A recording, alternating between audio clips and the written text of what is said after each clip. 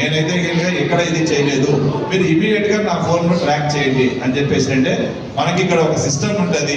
Cyber cell అన్నటువంటిది ఒకటి district head క్వార్టర్లో ఎస్పీ గారి ఆధ్వర్యంలో నడుస్తూ ఉంటుంది. ఇమ్మీడియట్గా పోతే ఇంకా ఎవడైతే ఇంకా మీకు అట్లా బ్లాక్ మెయిలింగ్ మెసేజెస్ కానీ లేకుంటే మీ ఫొటోస్ ఎవరైనా మార్పింగ్ చేసినా కానీ ఇమ్మీడియట్గా వాటిని ట్రాక్ చేసి వాడి మీద గట్టిగా యాక్షన్ తీసుకోవడానికి ఉంటుంది. మీ దగ్గర ఎవరైతే ఉండదో ఇట్లాంటి సైబర్ కిట్ చేసినాడంటే దాని మీద చట్టాలు అన్నటువంటిది చాలా కఠినంగా ఉంటాయి. ఇవాళ మీరు ముఖ్యంగా మీరు బిలో 17 years అయితే ఇంకా పాక్సో చట్టం అన్నట్టు ఉంటుంది. ఇంకా లేకపోయినా కానీ సరే ఆ మహిళలకు సంబంధించి చాలా గట్టిగా చట్టాలు ఉన్నాయి. ఆ చట్ట ప్రకారం మనము చర్యలు తీసుకోవడానికి అవకాశం ఉంటుంది. మీరు ఇప్పుడు ఈ విషయంలోనే కంటిన్యూషన్ ఇలాగా మనకు తెలియకోకుండా మనం ఎవరో చేసి బ్లాక్మెయిల్ చేస్తున్నారని చాలా మంది అమ్మాయిలు బయటికి చెప్పుకోలేక, పేరెంట్స్కి చెప్పుకోలేక, ఎవరికి చెప్పుకోలేక ఏం చేస్తారు, తమలో తాము కుమిలిపోతూ చాలా తీసుకోరని చాలా డ్రాస్టిక్ స్టెప్స్ తీసుకుంటారు. అది చాలా తప్పు. మనం చేయని నేరానికి మనం ఎప్పుడూ భయపడాల్సినటువంటి అవసరం లేదు. ఈ విషయంలో మరి అందరూ గుర్తుపెట్టుకోవాల్సింది. మనకి ఏవైతే కనుక ఉన్నాయో ఇవన్నీ నెంబర్లు ఈ నెంబర్లు ఇవన్నీ కూడా పెట్టినటువంటిది ఆ ఉద్దేశమే.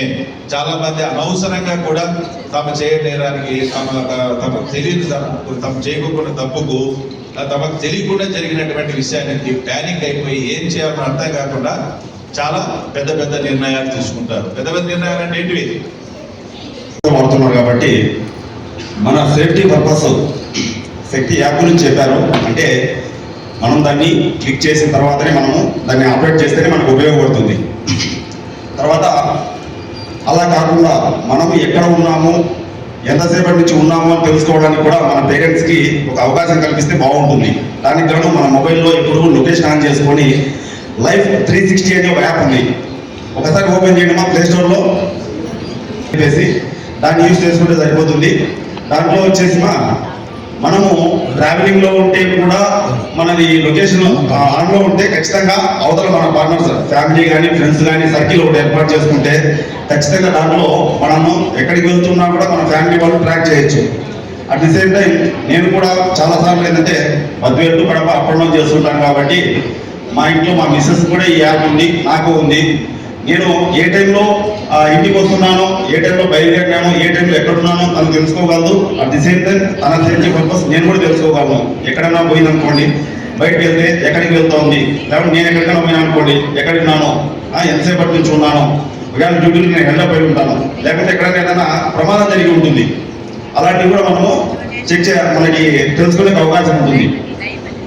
అలాగే ఇంకొకటి గూగుల్ మ్యాప్స్లోకి వెళ్తే గూగుల్ మ్యాప్స్లో కూడా షేరింగ్ యువర్ లొకేషన్ ఉంటుంది. ఒకసారి గూగుల్ మ్యాప్స్ ఓపెన్ చేయడమా,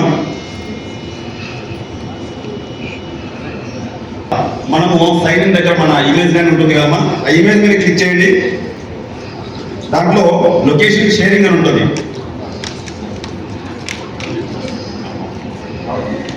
అనిపిస్తుందమ్మా లొకేషన్ షేరింగ్ అనేది? కనిపించిందా? చేయకండి ఎవరికైనా.